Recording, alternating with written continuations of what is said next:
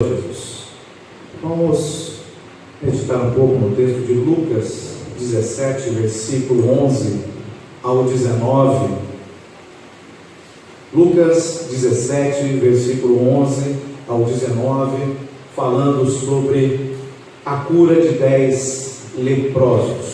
Lucas 17, 11 diz assim: E aconteceu que, indo ele a Jerusalém, passou pelo meio de Samaria e da Galiléia, e entrando numa certa aldeia, saíram-lhe ao encontro 10 homens leprosos, os quais pararam de longe e levantaram a voz, dizendo: Jesus, mestre, tem misericórdia de nós. E ele, vendo-os, disse-lhe: Ide e mostrai-vos aos sacerdotes. E aconteceu que, indo eles, ficaram limpos. E um deles, vendo que estava são, voltou, glorificando a Deus em alta voz, e caiu aos seus pés, com o rosto em terra, ou prostrado, dando-lhe graças, e este era samaritano. E respondendo Jesus disse: Não foram 10 os limpos? E onde estão os 9?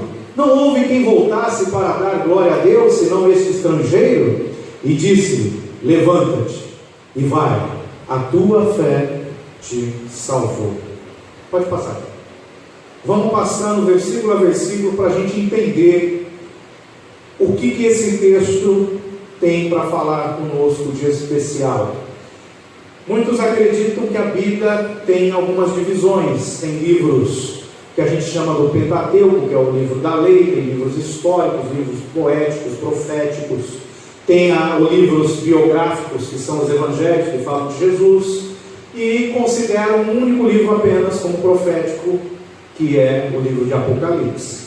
Porém, a própria Bíblia diz que ela todinha é inspirada pelo Espírito Santo e é profética, e nós precisamos extrair aquilo que é profético para as nossas vidas.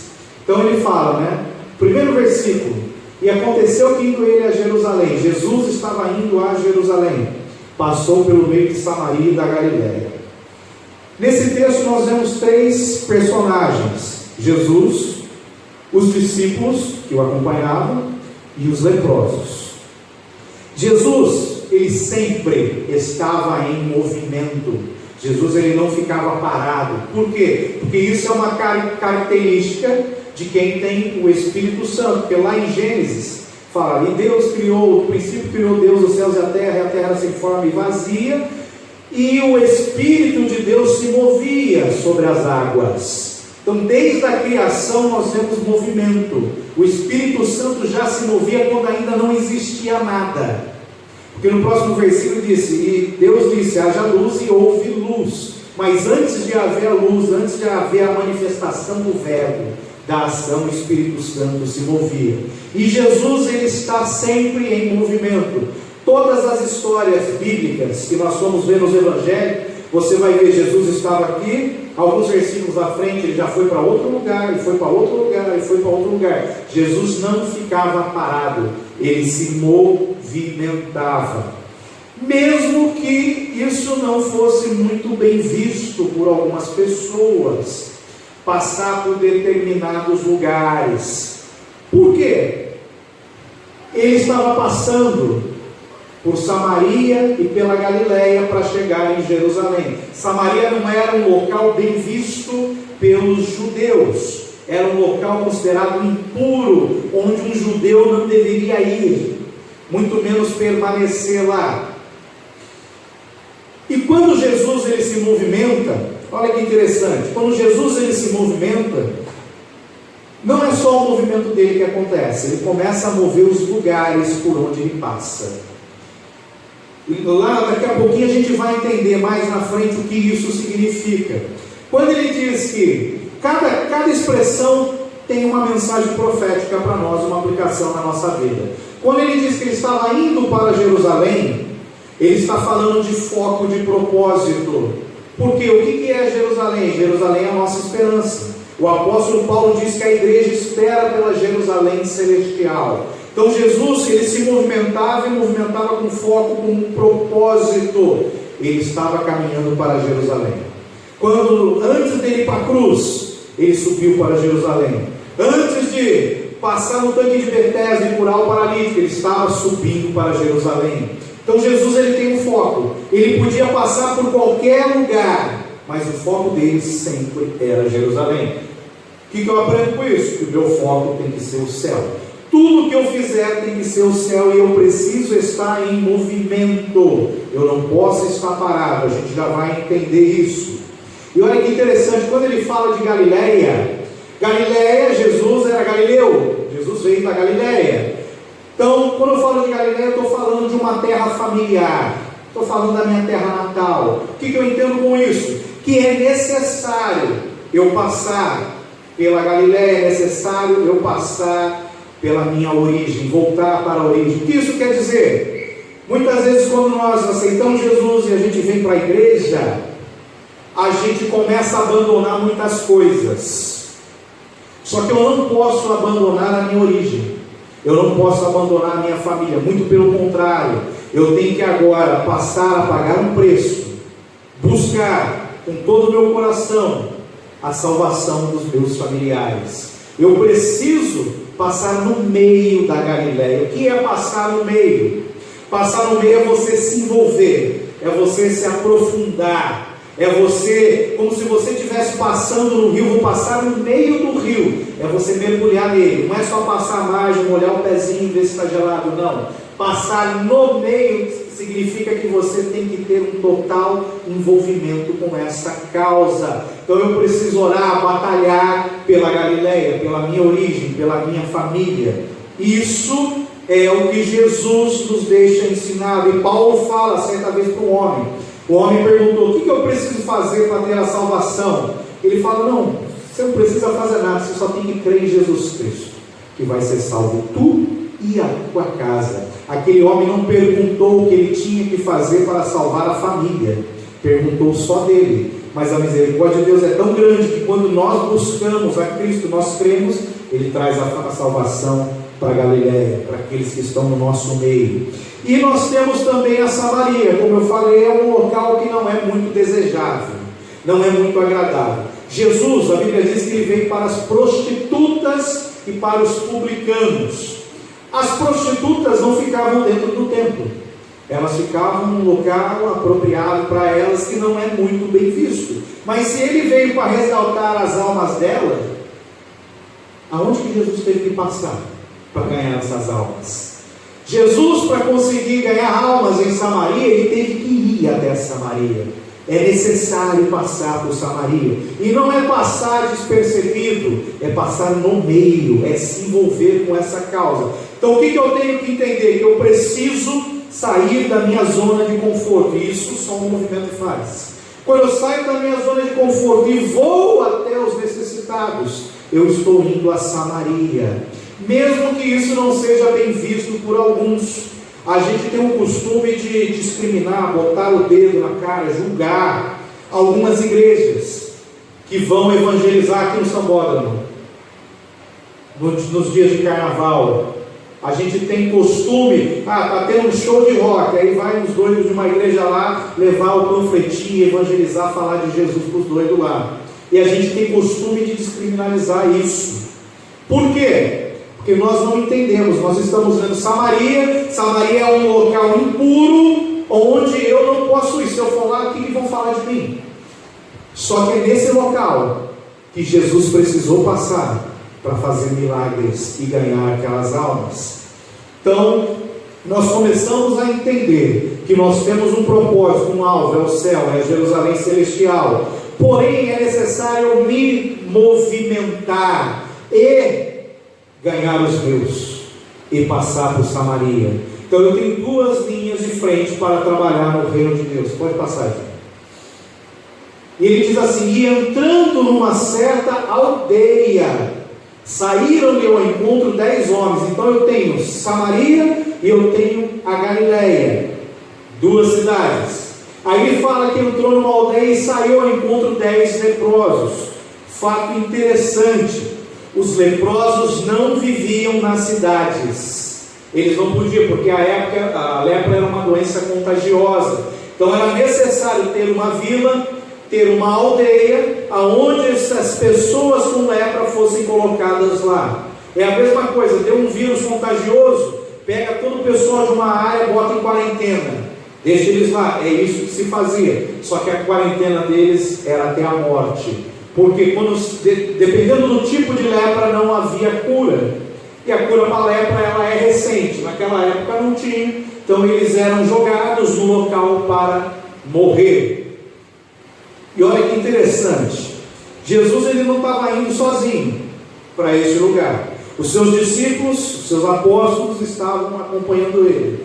Imagina Pedrão, André, Tiago e João, com a personalidade forte que eles tinham, falando um para o outro: ixi, o que a gente está fazendo aqui? A gente pode ser contaminado com essa lepra. O que vão falar da gente se ver a gente aqui? A Bíblia diz em Atos 3 que os discípulos, os apóstolos, eles subiam ao templo todos os dias para orar. Agora imagina, eles entrando numa aldeia de leprosos, as pessoas vendo ele lá, será que ia permitir eles entrarem no templo? Não, eles iam ser discriminados. Então eu fico imaginando essa conversa deles: meu Deus, o que eu estou fazendo aqui neste lugar? O que eu vim arrumar sarna para me encostar aqui? E um detalhe interessante é que, quando você se aproximava dessa aldeia, esses homens, eles tinham por obrigação, até mesmo que estava instituindo na lei que Moisés deu ao povo, eles tinham a obrigação de bater no peito e começar a gritar: para longe de mim, sou leproso. Para longe de mim, sou leproso. Por quê? Porque se a pessoa desavisada chegasse perto e tocasse, era contaminada. Então eles mesmos já tinham por esse costume religioso de gritar para que as pessoas se afastassem. Pô, se os caras não moram em cidade, se os caras estão tendo o corpo ali destruído, cara, a lepra vem comendo a pele, come dedo, come parte do rosto, come o pé. Como que esses caras se alimentam? Como que eles se vestem? Porque a roupa deles também fica contaminada, a casa onde eles ficam contaminados. Levítico 13 dá um receituário completo de tudo que acontece com a lepra. Como que funcionava? As pessoas, os familiares, aqueles que tinham o costume de fazer boas obras, levavam comida, levavam alimento, levavam roupas e deixavam num local próximo aonde eles ficavam. Se afastavam as pessoas, eles iam lá aos leprosos e pegavam aqueles alimentos. Então eles eram sustentados, sobreviviam assim.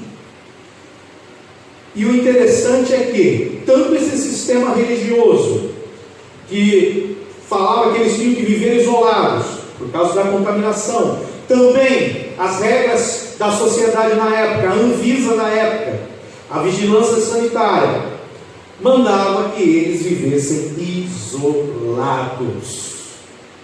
E isso é muito interessante.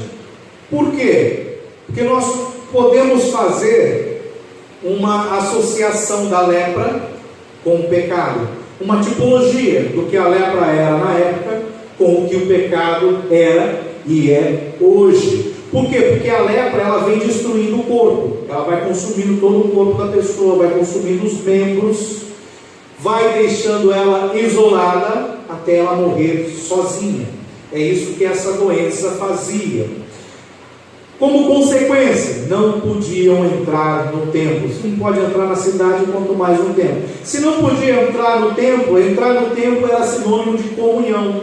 Como a gente fala hoje, a gente vai na igreja para adorar a Deus, comunidade, como um corpo. Se eu não consigo ir até a igreja, eu tenho como ir, não vou, é como se eu estivesse saindo dessa comunhão do corpo de Cristo. É o que aconteceu com eles.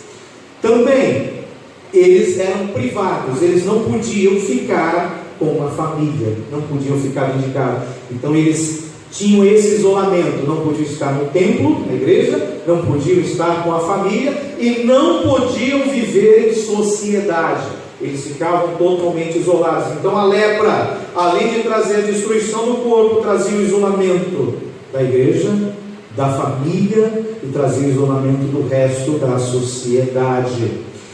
E como que a gente pode associar isso com o pecado? O pecado é a mesma coisa, o pecado vem destruindo o ser humano por dentro, ao ponto de, como a própria Bíblia diz, por causa dos nossos pecados, as enfermidades passaram a reinar sobre o nosso corpo. Isso fala lá em Êxodo 14, por causa do pecado de Adão. Então, quando nós pecamos, dentro de nós, a nossa alma, ela começa a sofrer, a ponto de gerar até doenças emocionais, chegar ao ponto de uma tristeza imensa, depressão, várias doenças que atuam na parte emocional. Pode refletir também no nosso corpo, como eu já vi pessoas que tinham determinado tipo de enfermidade, quando confessaram seus pecados e o deixaram, receberam a cura na hora. Por quê? Porque o pecado ele traz enfermidade sobre a nossa alma, sobre o nosso corpo e sobre o nosso espírito. E quando nós estamos no pecado, nós estamos fora do templo, nós estamos fora da comunhão com Deus. Porque o profeta Isaías diz que o pecado é um muro, é uma parede que faz separação entre Deus e eu. Então o pecado me impede de ter a comunhão. O pecado também, ele me tira da comunhão da família. Opa, como assim? Paulo em Efésios 3 diz que nós temos uma família na terra e uma família no céu. Quando eu entrego minha vida a Jesus Cristo, eu passo a ser filho de Abraão, passo a ser filho na fé de Abraão, passo a ser filho de Deus. Eu tenho uma família na terra chamada igreja, e tenho uma família no céu. Então o pecado me tira da comunhão da família, tira da comunhão com Deus e tira da comunhão da família de Deus aqui na terra. E também, olha que interessante, o pecado me priva da comunhão da sociedade. Pô, mas como assim? Exemplo, algumas pessoas que se entregam aos vícios de drogas, bebidas, elas chegam a um certo ponto que elas saem de casa e passam a viver isoladas, presas naquele vício. Nós vemos aí espalhados pelas ruas aqui em Vila Velha, nos municípios aqui próximos, várias pessoas nas ruas, têm casa, tem condição, a família tem condição de sustentar, mas o vício escraviza e leva ela para o isolamento, para viver sozinha. A mesma coisa que comete um crime, a pessoa cometeu um crime, um pecado, o que é feito com essa pessoa? Tira-se ela do convívio da família, tira-se ela do convívio da sociedade. Por quê? Por causa do pecado. Então aquilo que acontecia com os leprosos, que nós, a lepra, tipificamos como o pecado para os nossos dias, continua acontecendo hoje. Então eu posso dizer assim, que se eu estou em pecado, eu estou com lepra. A boa notícia é que a lepra tem cura, a cura é Jesus Cristo. Então esse pecado ele nos leva ao isolamento e cada vez mais nos arrasta para o fundo. Quanto mais eu peco, mais eu vou pecar, porque a Bíblia fala, um abismo chama outro abismo. Se eu estou ali num vício, eu vou me afundar naquele vício. Se eu estou com uma atitude pecaminosa na área sexual, eu vou me afundar mais naquela área de pecado. Por quê? Porque o pecado ele nos prende, ele nos afunda. Pode passar ali. E ele diz assim, e levantaram a voz, os leprosos. Lembra que eu falei? Eles tinham que gritar. Não se aproxime, eu sou leproso. Eles levantaram a voz, em outra tradução diz que eles gritaram, dizendo, Jesus, mestre, tem misericórdia de nós. Jesus tem misericórdia de nós. Tinha um cego sentado no caminho de Jericó. Ele disse assim, Jesus, filho de Davi, tem misericórdia de mim. Foi curado.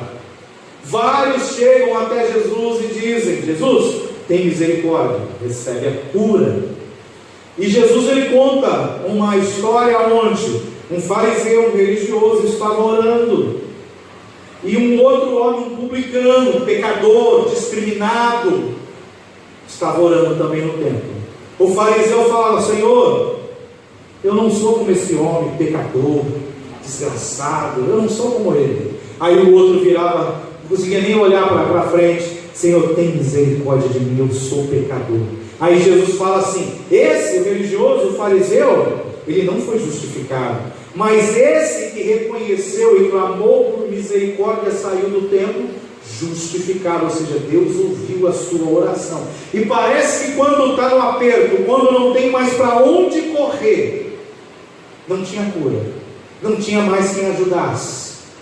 E eu descubro que a solução é Jesus Cristo para tudo que acontece na minha vida. aí eu começo a clamar por misericórdia. E quanto mais eu clamo por misericórdia, mais eu vou receber provisão e milagre de Deus. E Jesus, interessante que Ele não faz o que a gente quer, Ele faz o que a gente precisar. Ah, Senhor, eu estou passando por uma dificuldade, Senhor, me livra dessa dificuldade, Senhor, me ajuda nisso. Às vezes você ora, a coisa piora, porque não é isso que eu estou precisando. Eu não estou precisando sair da prova, eu estou precisando aprender com aquela prova, e até eu entender a coisa vai apertando. Quando eu entendo, parece que Jesus vai lá e acabou a prova. Então Jesus, Ele faz aquilo que nós precisamos, não aquilo que nós queremos. Por quê? Porque não basta simplesmente eu orar e o enfermo ser curado, porque a cura não é o foco. Tem algo por trás do milagre, tem algo por trás da cura que eu preciso compreender para poder receber. Às vezes, pela misericórdia, Jesus faz isso, Ele cura os 10 leprosos, mas às vezes não. Às vezes Ele vai deixar eu perder minha família, vai deixar eu perder as minhas propriedades, perder o meu emprego, vai deixar eu perder tudo, assim como Ele fez com Jó. Até Jó entender, eu conhecia o Senhor apenas de ouvir falar, mas agora os meus olhos veem a Deus. Então às vezes o Senhor permite a gente levar um aperto, porque Ele quer que nós venhamos a entender a profundidade do que é o milagre, do que é o sobrenatural nas nossas vidas. Esses homens, eles gritavam, por quê? Por causa das normas religiosas, que não permitiam que eles se aproximassem nem vivessem em comunhão. As normas religiosas e sociais daquela época. Olha que interessante, para eles terem dado o grito e pedido para Jesus ter misericórdia deles, é porque já tinha chegado a notícia que Jesus curava, que Jesus ressuscitava morto, que Jesus era um grande profeta de Deus. Se Jesus está aqui na minha frente agora, e eu tenho uma necessidade, eu tenho uma doença, eu tenho duas coisas a fazer: ou eu vou clamar, Jesus me cura, ou eu vou correr e dar um abraço nele. Eu tenho duas opções. Eles clamaram pela cura, eles não clamaram para se aproximar. Eles podiam muito bem falar igual Pedro falou, quando Jesus veio andando sobre as águas, Pedrão lá dentro do barco, o povo tudo morrendo de medo. Aí Pedrão falou: se é o Senhor, manda eu ir ter contigo. Aí Jesus falou: vem. Pedrão andou na água, ele foi e voltou andando na água. Ele viveu o sobrenatural. Mas quando as coisas apertam para a gente quer misericórdia, a gente não quer o misericordioso, a gente não quer Jesus, a gente quer milagre. Eles podiam ter clamado: Senhor, permita que nós vamos até Ti. Senhor, deixa eu Te tocar como aquela mulher com fluxo de sangue. Eu só quero me aproximar, eu só quero tocar na orla das Suas vestes, naquela franjinha que carrega embaixo do talite. Eu só quero tocar ali.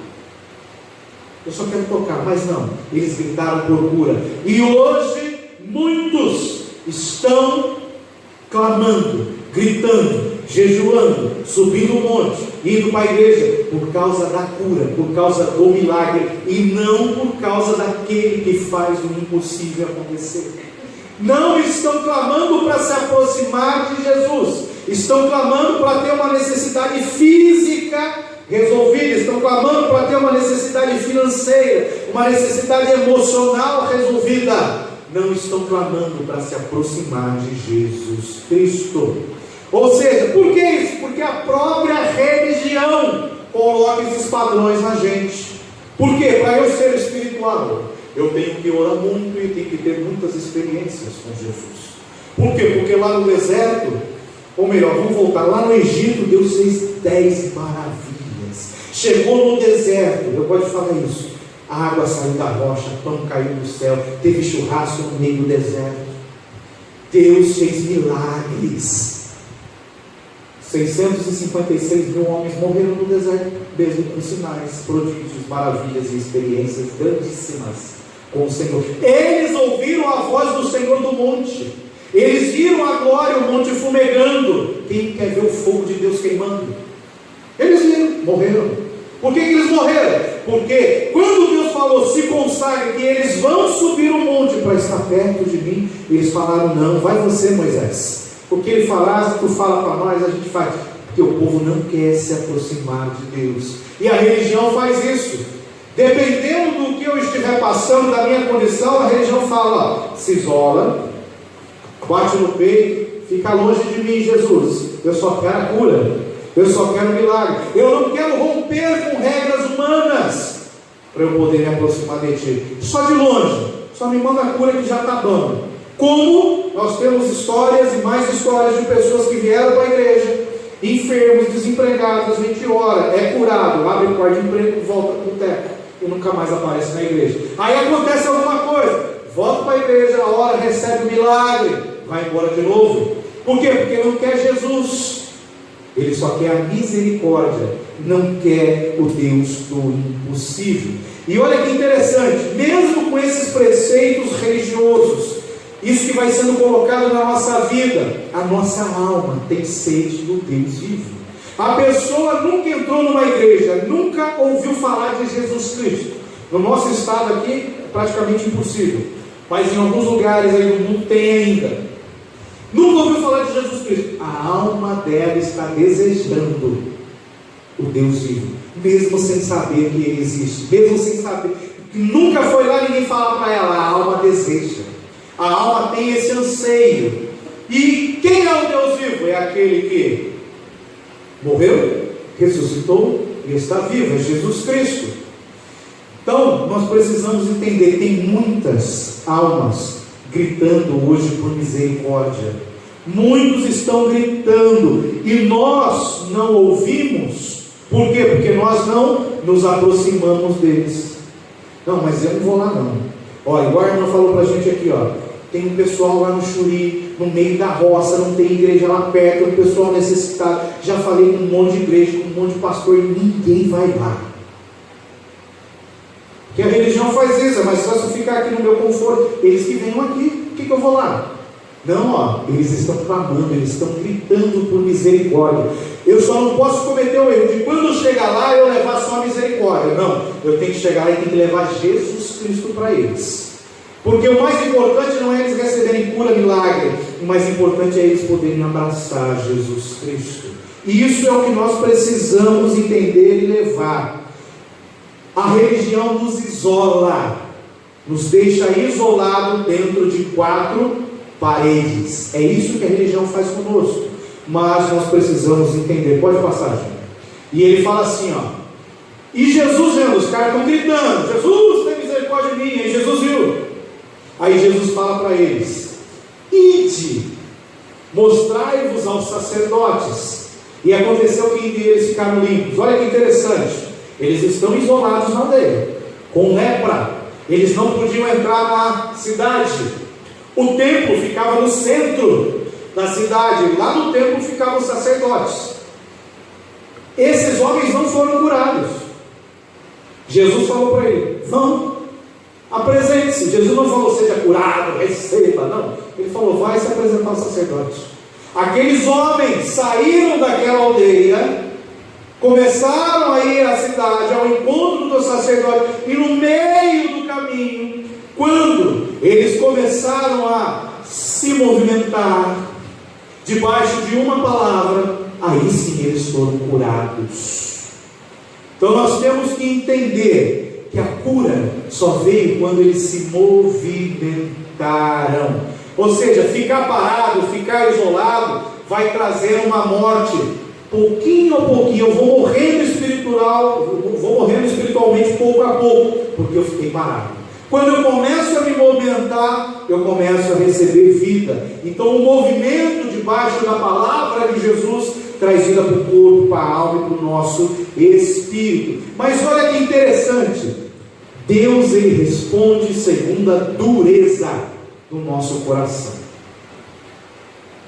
Esses homens estavam lá, isolados numa aldeia. Aí eles pedem misericórdia. Jesus geralmente quando se aproxima de uma pessoa, ele pergunta assim: o que queres que eu te faça? Tem alguns que ainda reclamam: não, Senhor, mas ninguém me leva para lá, eu não consigo, já oraram comigo, não vem a cura e tal. as pessoas não querem, elas não sabem o que elas querem, aí elas se apegam a algumas coisas. Só que Jesus não perguntou o que eles queriam, mas eles pediram misericórdia. Se eu estou com lepra, Senhor, me cura da lepra, tem misericórdia de mim, eu preciso ser específico naquilo que eu quero. Eles não foram específicos naquilo que eles queriam. Eles eram religiosos. Jesus respondeu de acordo com a dureza do coração deles. É por isso que tem o texto de João que fala que Jesus veio para os seus e os seus não os receberam. Quando ele fala assim, vai e mostra ao sacerdote, e eles saíram sem ser curados, foram curados no meio do caminho, porque lá em Levítico tem uma norma. Quando a pessoa pega a lepra, ela é isolada durante um determinado tempo, ela vai ficar em observação. Se naquele tempo a lepra não sumiu, aumentou, ela fica mais um tempo. Se a lepra aumentou, quer dizer que é uma lepra contagiosa e não tem cura, aquela pessoa está condenada para o resto da vida. Se por um acaso a lepra diminuiu, parou ou desapareceu, só via intermédio de milagre, essa pessoa tinha que se apresentar ao sacerdote, o sacerdote ia examinar, ia fazer teste, fica aqui mais 7 dias para ver se não vai voltar mesmo. Aí eu olhava de novo, quando ele constatava que a lepra tinha realmente desaparecido, aí sim aquela pessoa fazia uma oferta de gratidão a Deus no templo, diante do sacerdote. Então Jesus falou assim: vocês são religiosos? Então vamos fazer de acordo com a dureza do seu coração. Vai se apresentar ao sacerdote. Vamos cumprir os atos religiosos. Eles foram e foram curados. E olha que interessante que isso. Eles pediram uma misericórdia e receberam cura. Eles podiam ter pedido para se aproximar de Jesus, para ter mais intimidade. Não fizeram isso, porque a religião bota um impedimento nas nossas vidas aqui de ter intimidade com Deus. Com isso eu vejo, o que é mais importante hoje? Receber um milagre ou ter uma íntima comunhão com quem faz o impossível? É uma pergunta que a gente tem que se fazer. O que eu quero? Eu quero uma porta de emprego. Eu quero isso. Eu quero uma cura. Eu quero um carro novo. Eu quero isso. O que é importante?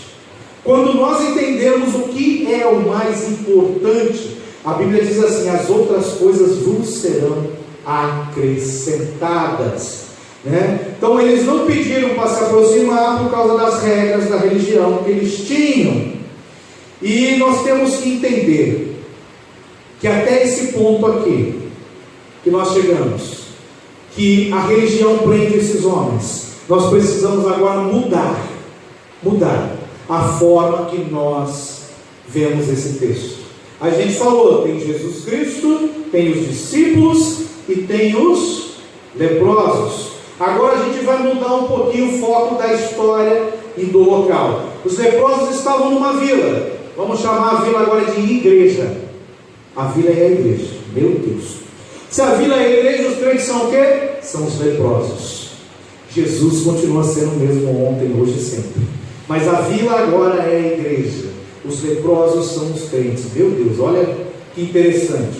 Jesus é o verbo da vida. O verbo na nossa língua portuguesa representa uma ação, ou posso falar movimento. O verbo é uma ação, é um tipo de movimento. O apóstolo Paulo nos convida para nós sermos imitadores de Cristo. Se Cristo se movimenta, o Espírito Santo se movimenta desde a criação, nós como imitadores vamos nos movimentar também. Quando eu aceito Jesus e fico preso numa cadeira, num banco de igreja, eu limito o agir do Espírito Santo na minha vida. Olha comigo. A gente não tem criança aqui, não tem jovem. Então a gente já viu algumas coisas acontecerem. A gente fica surpreendido, às vezes até escandalizado, quando uma pessoa já com mais tempo de igreja, uma pessoa que já está há bom tempo na igreja, cai, comete um pecado e cai. A gente, meu Deus, essa pessoa, não. Mas por quê? É simples. Quando eu fico parado, quando eu não me movimento, eu limito o agir do Espírito Santo. Então quando eu fico muito tempo parado, eu começo a morrer aos poucos e a lepra começa a tomar conta do meu corpo. Como que eu posso falar isso de uma forma mais fácil? Vamos comparar a igreja a um posto de combustível. Vamos comparar os crentes a um carro. O carro, ele precisa de combustível para andar. Então vamos comprar um carro zero, vamos sair da concessionária já com o tanque cheio. Então a gente começa a andar com o carro. Olha que coisa assim. Eu cheguei na concessionária, aceitei Jesus. Carro zero, já saio com tudo. Vamos embora. Beleza, estou andando. Daqui a pouco acende a luzinha vermelha, começa a pitar. Está acabando o combustível. Se eu não parar no posto e abastecer, o carro para no meio do caminho. Então eu preciso parar no posto, pagar um preço. Olha que interessante. Pagar um preço, encher o tanque, ó, continuar andando. O carro foi feito para andar, para se movimentar. O crente é a mesma coisa. Se a igreja é o posto de gasolina, então o crente vem para a igreja para quê? Para encher o tanque. A palavra nos alimenta. Então a gente vem para a igreja para encher o tanque, para renovar o óleo da candeia. Lembra das virgens prudentes e das loucas? A gente vem para renovar o óleo da candeia. Então aqui na igreja eu vou encher o meu tanque. Para quê? Para ficar sentado na cadeira?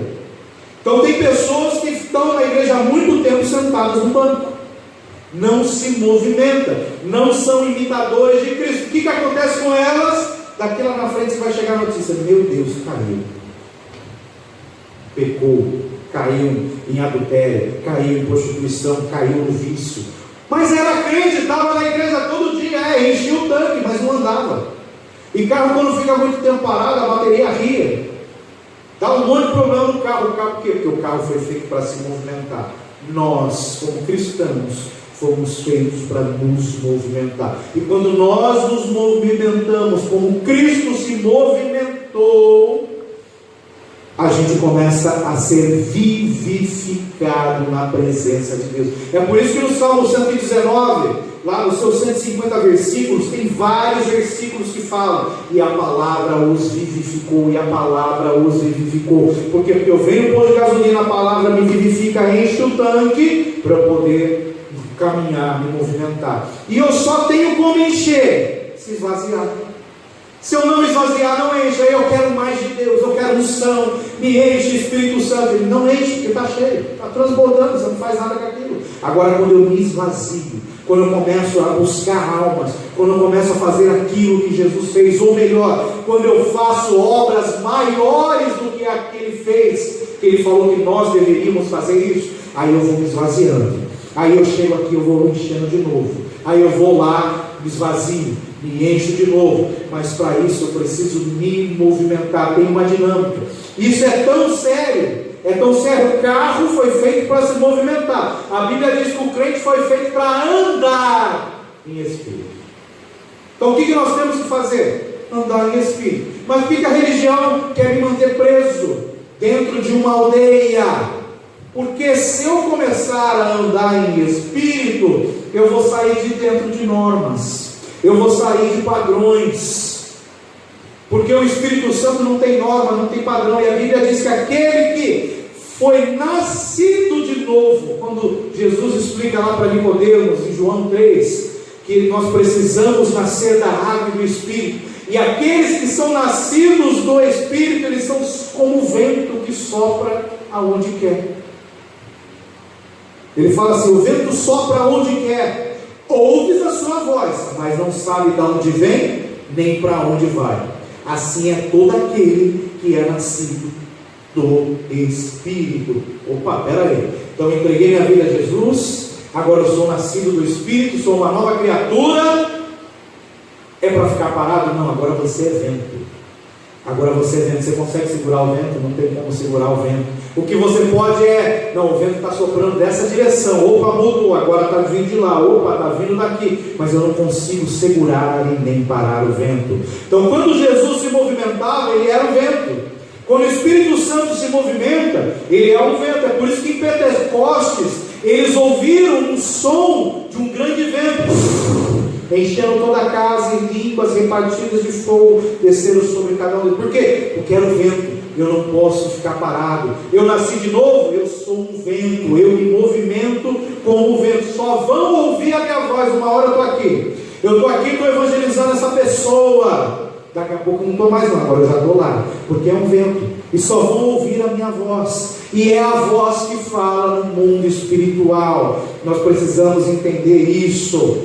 Então nós somos como um vento, que se move sem saber para onde vai e da onde vem, movimento. Agora eu paro, será que na minha caminhada cristã, até agora, será que eu estou em movimento? Será que eu sou esse vento, por eu ser nascido do Espírito? Será que eu estou fazendo obras como ou maiores a que Jesus fez aqui nessa terra? Se a resposta para qualquer uma dessas perguntas foi sim, glória a Deus. Agora, se foi não, a gente precisa tomar cuidado. Nós precisamos mudar o nosso entendimento de mundo espiritual e fazer de tudo para abraçar Jesus. Porque quanto mais eu me aproximo dele, mais eu me pareço com ele, mais eu vou agir como ele. Quanto mais longe eu estiver, não sou. E a Bíblia fala assim: Deus vinha na viração do dia falar com Adão e Eva. Deus vinha, Deus não vem mais. A Bíblia diz assim, achegai-vos a Deus e Ele se achegará a vós. Se eu não for buscar, se eu não me aproximar de Jesus, se eu não ficar pertinho dele, dando cheiro nele, para eu parecer mais com ele, para eu me movimentar como ele se movimentou, me desculpa, ele não vai vir. Por isso que a pessoa está lá 30 anos sentada no banco da igreja, caiu, porque ela está parada, ela não se movimenta nem para se aproximar de Jesus, quanto mais para fazer as obras que ele fez. E eu só consigo fazer as obras que Jesus fez se eu estiver grudado com ele, porque não tem nenhum ser humano que vai orar por uma criança com uma bactéria no coração e ela vai ser curada. Nem o médico que estudou, que tem medicina, tecnologia, pode fazer alguma coisa. É só Jesus Cristo. Só se a gente estiver grudado com ele, para ele fazer aquilo através das nossas vidas. Então é isso que a gente tem que buscar. Mais de Jesus. Eu não posso ficar preso. Pode passar. E olha que interessante. Um deles, daqueles 10 que foram até o sacerdote, vendo que estava são, voltou glorificando a Deus em alta voz. Quando nós entendemos o agir de Deus na nossa vida, não é nem aquele glória a Deus baixinho que começa a sair, não. Parece que aquilo que estava aqui dentro, gritando por Deus, começa a vir para fora. Então é em alta voz. E caiu. Deus não é surdo, não. Deus não é surdo. Deus, a Bíblia diz que não precisa nem eu abrir minha boca, Ele já sabe o que está no meu coração. Mas Ele espera, Ele tem um desejo. O Salmo 28 fala que os filhos dos poderosos bradavam em alta voz, glorificando a Deus. E diz que ele caiu aos pés de Jesus prostrado, assim como se faz quando o rei está passando. Ele se lançou em reverência aos pés de Jesus Cristo. Ele reconheceu que Jesus Cristo era o Senhor, e ele dando-lhe graças, e este era samaritano. Olha que interessante, 10 foram curados. Os 10 foram até o sacerdote, ou melhor, a Bíblia não fala que eles chegaram, mas eles foram até o sacerdote. Os 10 foram curados da lepra. Na minha mente fértil, o cara já está com lepra há 10 anos.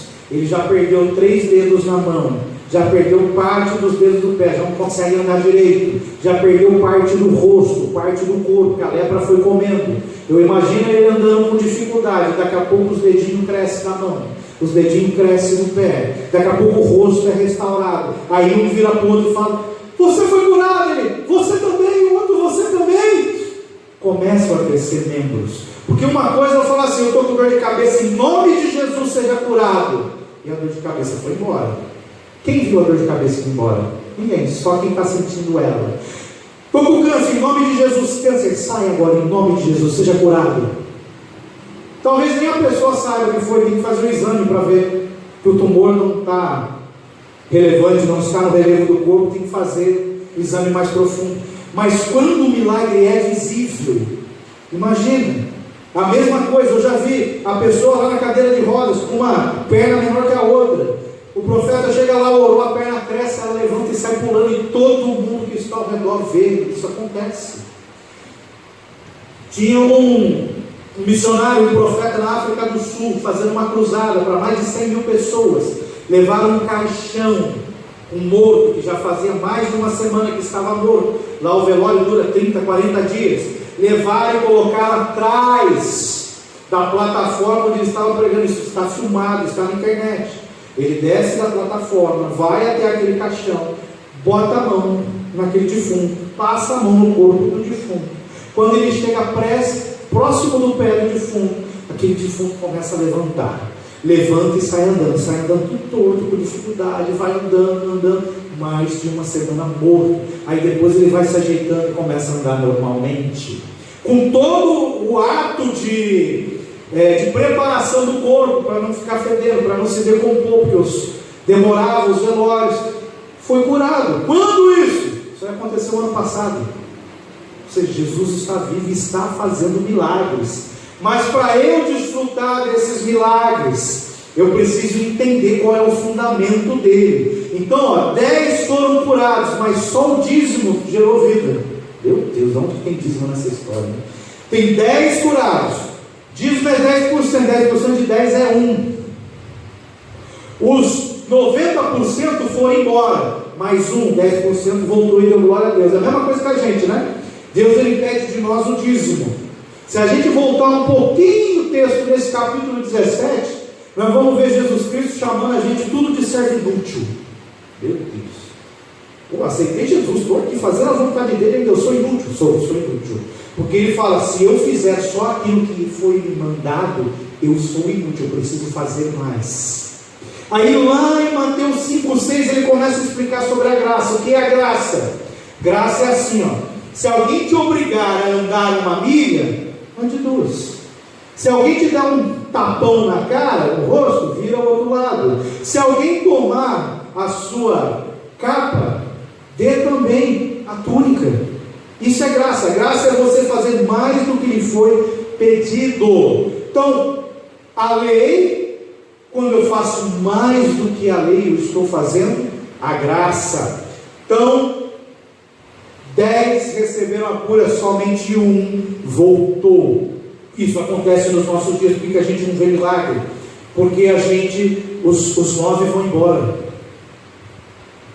Infelizmente, os 9 vão embora. Os 90% vão embora. Quando volta mais 1, além do dízimo, quando começa a voltar as ofertas, a primícia, quando começa a vir as ofertas de sacrifício, as ofertas alçadas, já não é 1 que volta, vai voltar 2, vai voltar 3, vai voltar 4, até o ponto de chegar e voltar 10. Homens de Deus têm relatado por toda a história, John Wesley, Charles Spurgeon, e aqui nos nossos dias hoje, eles alcançam um nível de unção diante de Deus, de acordo com o nível de entrega. E a entrega, ela funciona em 4 níveis: no nível físico, corpo, no nível emocional, no nível financeiro e no nível espiritual. Porque Jesus falou, melhor é eu dar do que receber. E quando eu entrego totalmente o meu físico, o meu emocional, quando eu entrego o meu financeiro, começa a vir milagres de Deus sobrenatural. Milagres que nós não vivemos ainda. Tem um pastor, está na internet, ele fala isso. Ele já ganhou mais de 40 carros, já ganhou várias casas. Mas tudo que ele ganhava, ele ofertava para outro irmão que era pobre. Aí ele ganhava um carro, ofertava, ele recebia 2. Aí ele ofertava os 2 carros, recebia mais outro. Ganhava uma casa, ofertava a casa, recebia outra casa. E assim vai. Por quê? Porque melhor é dar do que receber. Então, 10 foram, só 1 voltou. E infelizmente isso acontece no nosso meio também. E outro detalhe, Jesus não curou simplesmente uma enfermidade. Agora que a gente precisa entender que o milagre é mais profundo. Quando esses homens receberam a cura, eles passaram a ter o direito novamente de entrar no templo, de adorar a Deus em comunhão no corpo. Eles passaram a ter o direito de voltar para as suas casas, para a sua família. Eles passaram a ter o direito de conviver em sociedade. Ou seja, o milagre ele é muito mais profundo que uma cura física. O milagre de Deus é para restaurar todas as coisas. Só que o que é o mais importante? Se Ele está restaurando o relacionamento com Deus, podendo voltar ao templo, está restaurando o relacionamento com a família, podendo voltar para casa, está restaurando o relacionamento com a sociedade. Então quer dizer que o milagre tem uma relação com relacionamento. Isso. Por quê? Porque o pecado acabou com o relacionamento entre Deus e o homem. O homem foi expulso do jardim de Deus. Então quando eu venço o pecado, eu restauro relacionamentos. E a gente sabe, tem vários tipos de pecado que vão destruindo relacionamentos, não só com Deus, mas com as pessoas ao nosso redor. Então o objetivo de milagres é restaurar relacionamento. Qual é o principal? É o relacionamento com Deus. Jesus me cura para eu ter o meu relacionamento restaurado. Pô, mas eu já tenho um relacionamento com Jesus, entrei na prova e Jesus faz um milagre. Para quê? Para eu mergulhar mais no relacionamento com Ele. A gente sabe da história de pessoas que caíram enfermas, vai para uma cama de hospital, aí vem um anjo, tem uma experiência linda, recebe cura. Mas para que aquela experiência? Porque a pessoa não parava no dia a dia, precisou ser jogada em cima de uma cama para ela passar a buscar mais a Deus. E Deus faz isso, fez isso com Jó. Então nós precisamos entender que nós temos que fazer isso não por obrigação, mas por amor a Ele.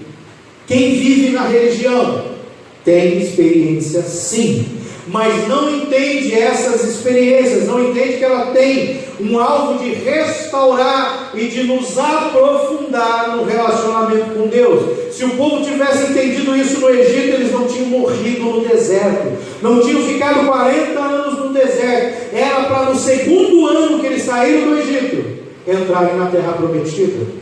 Mas eles não entenderam. Por quê? Porque a religião dos trava. Eles estavam debaixo de qual religião? Debaixo da religião de Faraó no Egito, que é uma das piores religiões até hoje em nível de feitiçaria. Então, quem vive religião até se encontra com Jesus. Esses homens se encontraram com Jesus, mas eles não conseguem ver Jesus como Filho de Deus, não conseguem se aproximar, ou mesmo ter um desejo de se aproximar e querer mais de Jesus. E esse único que voltou, ele tem algo de diferente. Ele é samaritano, mesmo se ele quisesse. Estão andando no caminho, vamos todo mundo lá para ver o sacerdote. Esse homem era proibido de se aproximar até do templo. Se ele chegasse ali nos portões de Jerusalém, samaritano, ele ia ser discriminado terrivelmente, podendo até ser apedrejado, porque ele não tinha mais para onde ir. Os 9 tinham, vamos voltar para a religião. Não fui privado do templo, agora eu volto para o templo, para minhas rezas diárias, vou voltar para os meus rituais, tudo do jeito que era antes. Esse homem não tinha para onde ir, ele era samaritano. Quem não tem para onde ir, quem não tem a religião prendendo, vai para Jesus. E não vai de qualquer jeito, não, ele vai gritando em alta voz, ele vai se jogando aos pés de Jesus, e não está nem aí, porque os outros estão pensando. É uma entrega total a Jesus Cristo. Então nós temos que tomar muito, mas muito cuidado para não ficar preso dentro de 4 paredes sem se movimentar. Nós precisamos nos movimentar debaixo de uma palavra de Jesus Cristo e demonstrar a nossa gratidão, a nossa adoração de uma forma viva, não de uma forma morta. Quando eu consigo sair da aldeia, eu passo a ter uma liberdade. Mas quando eu entro dentro de um padrão, é aquilo que nós chamamos de religião, eu passo a ficar preso dentro daquele padrão. E uma das coisas que está se chegando na igreja brasileira, no entendimento da igreja brasileira, é sobre um espírito chamado de espírito de religiosidade, espírito de religião. O que é isso? É aquele que prende os irmãos a usos e costumes, a doutrinas de homens, a doutrinas de demônios dentro da igreja. Espírito de religião. Por que tem o espírito de religião? Porque o Espírito Santo está impedido de agir. porque não existe comunhão de trevas e luz. Quando o Espírito Santo está te enchendo, não tem lugar para o espírito de religião vir. Então nós precisamos entender, porque a Bíblia diz assim: se o Filho vos libertar, quem é o Filho? É Jesus Cristo. Se o Filho vos libertar, verdadeiramente serei liberto. Agora eu te falo, como que eu vou ser liberto pelo Filho Jesus Cristo, se eu falo com Ele gritando à distância? Como? Não consigo. E se eu não conseguir quebrar essas cadeias que envolvem a minha mente, a fortaleza da mente, que é o que o espírito de religião faz nas nossas vidas, se eu não conseguir, eu vou ficar dentro da igreja preso. É o que eu costumo falar. É aquele roxinol lindo, maravilhoso, que canta, que é uma beleza, dentro de uma gaiola. Então o roxinol, ele canta, ele prega, ele trabalha, ele faz tudo dentro da igreja, mas ele está dentro de uma gaiola, ele não tem liberdade. Por quê? Porque não consegue se aproximar do Filho, e só o Filho que pode verdadeiramente trazer a libertação. Eu posso ser curado e continuar preso. Eu posso estar na igreja e viver acorrentado, perturbado, oprimido dentro da igreja, porque somente a aproximação com Jesus traz a liberdade. Quem está livre consegue se movimentar, quem está preso não se movimenta. Quando eu estou livre, eu consigo fluir com o vento, porque aí sim é uma prova de que eu sou nascido do Espírito. Quem está livre e não tem nada aprendendo, se joga no chão para adorar. Quem está livre consegue demonstrar uma adoração em espírito, com a alma e com o corpo. Adora totalmente a Deus, mas para isso é preciso estar livre. Passa, Júnior, para a gente encerrar. E vem uma pergunta, e respondendo Jesus disse: não foram 10 os limpos? E onde estão os 9? Não houve quem voltasse para dar glória a Deus, senão esse estrangeiro? Aonde estão os 9? Estão dentro da igreja, presos, não conseguem se movimentar, não conseguem fazer as obras que Cristo fez, porque estão presos na religião. E a Bíblia diz assim: aqueles que estavam sentados em trevas viram uma grande luz. Aí Jesus fala assim: vós sois a luz do mundo, o sal da terra. Mas tem gente que está sentado na região, no vale da sombra e da morte, está em trevas, precisando de ajuda. Mas nós somos a luz, estamos dentro da igreja, dentro das 4 paredes. A gente não vai até eles, a gente não chega perto dos leprosos. Só que para eles verem a luz, nós temos que nos aproximar, porque quando eles verem a luz, eles vão ser libertos, eles vão ter um encontro com a luz. Tem um texto que é lindo, que se você começar a falar para alguns, eles falam qual capítulo, tudo bonitinho, que diz assim: Jesus é o caminho, é a verdade, é a vida, e ninguém vai ao Pai senão por Ele. Todo mundo conhece. Aí uma vez eu comecei a falar que Jesus era o caminho, já me cortaram, falaram o resto do texto, falaram capítulo, versículo, lindo, oh, maravilha. Aí eu falei assim: tá, onde está escrito que Jesus é o caminho? Andai nele. Aí virou para mim e falou: existe isso na Bíblia? Existe.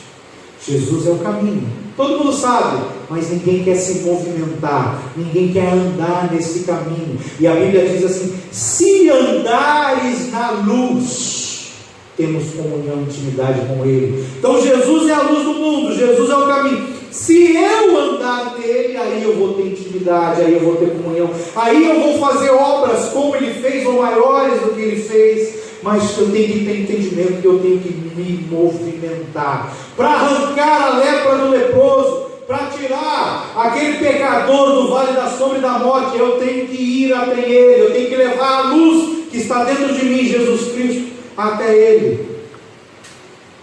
E olha que interessante, pode passar, gente. Finalizando, e Jesus disse: o homem no chão, prostrado. Qual foi o milagre? Não foi a cura da lepra, mas foi aquele homem reconhecer Jesus Cristo, se aproximar e se lançar aos pés dele. É para isso que serve o milagre. Jesus disse assim: ó, levanta-te e vai, a tua fé te salvou.